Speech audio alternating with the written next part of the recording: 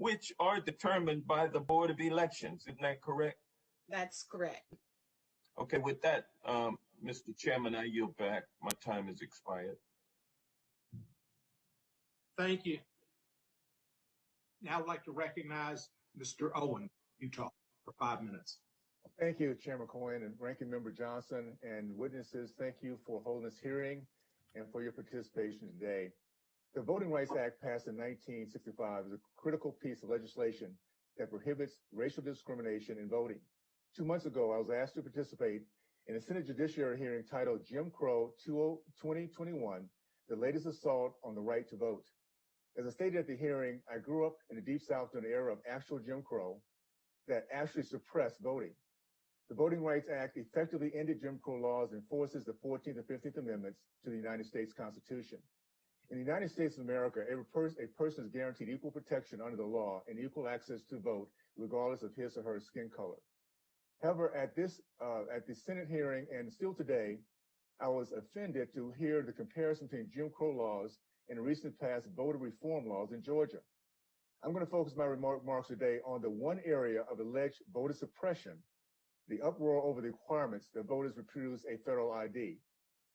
Unfortunately, today we've heard the same message that we heard earlier this year, that Americans, especially lower income and minority Americans, particularly Black, aren't capable of following laws and rules to vote in federal elections.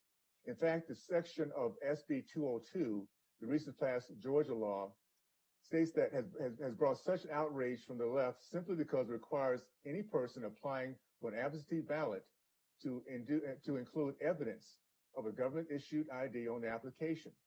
If a voter does not have a driver's license or ID card, that voter can use a current utility bill, bank statement, government check, paycheck, or other government documents that show the name and address of that voter.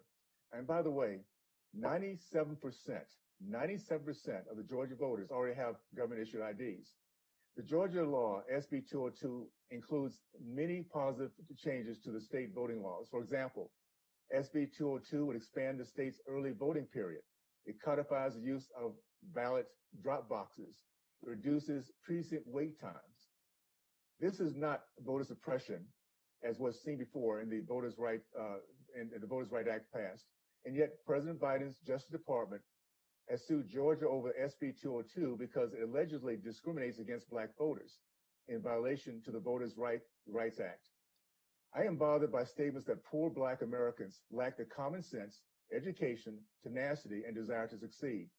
This is the very definition of a condescending bigotry. For those who continue this line of thought, I have questions. Do Italians, Polish, Jewish, Swedish Americans also have this problem of finding it impossible to get an ID? And by the way, it is impossible to succeed in this country, to get a job, education, bank account, travel, even get a welfare check without a federal ID. My observation, this condescending uproar from the left is not about fair voting. It's not about representing the hopes and dreams of poor Black Americans in these urban communities who simply want, like every other American, to succeed. It's about power. Every representative who still has a mass number of constituents in their district who want IDs and have no idea how to get it should be ashamed of themselves. They are failing their constituents on the bare basic of representation. In my most humble opinion, putting together a team to help constituents get an ID, to grab hold of the first rung of the ladder of success is not a heavy lift. Lack to help their constituents, waiting instead for big brother federal government to do so is absolute and total negligence. The bottom line is Republicans want every legal vote to count, want to make it easier to vote and harder to cheat.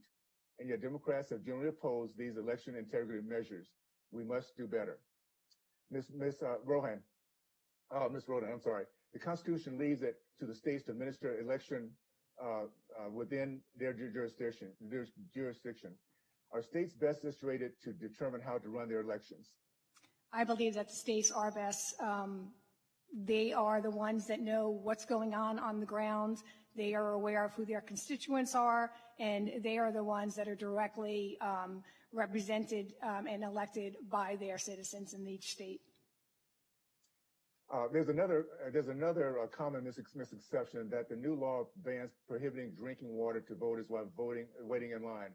In reality, this law does not do this, correct? That's correct.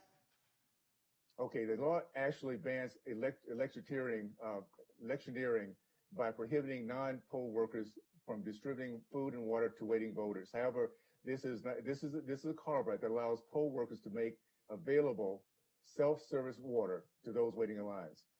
Is this also your understanding of the law? Yes, it is.